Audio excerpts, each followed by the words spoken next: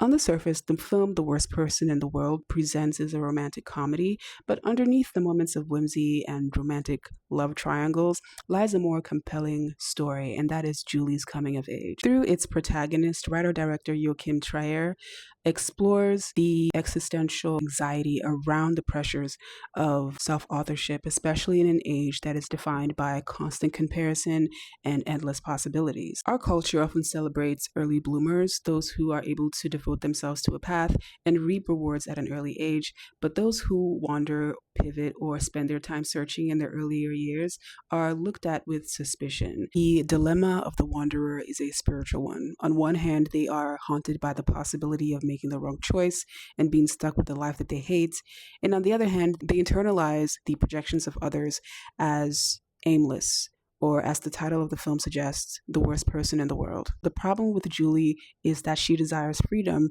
but she's also simultaneously terrified of the uncertainty that comes with that freedom. What results is a pattern of avoidance. Julie's relationships become the vehicle through which her anxiety is being expressed. Julie's entanglements with Axel and Ivan are not simply symptoms of her overwhelm. In fact, they function as a distraction from the difficult work of self-creation. In The Reality of Wasted Potential, Jungian analyst Marie-Louise von France writes, "People who have a creative side and do not live it out are most disagreeable.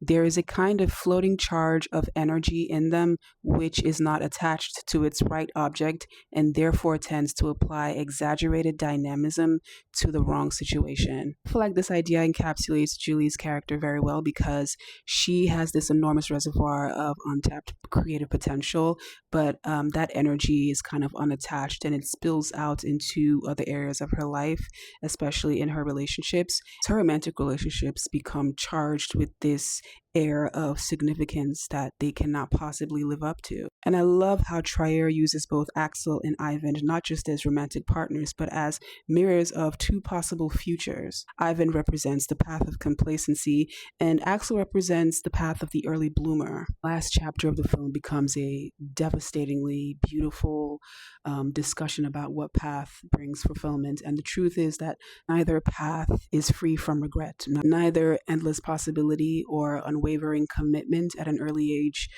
guarantees meaning. The wandering years are often dismissed as wasted time, but Trier suggests something different. Sometimes wandering is not avoidance. Sometimes it's really just apprenticeship. It's really about, it's the process of just gathering information and knowledge about yourself and your environment so that when it's time to make a concrete decision, you can make a conscious choice that is finally yours.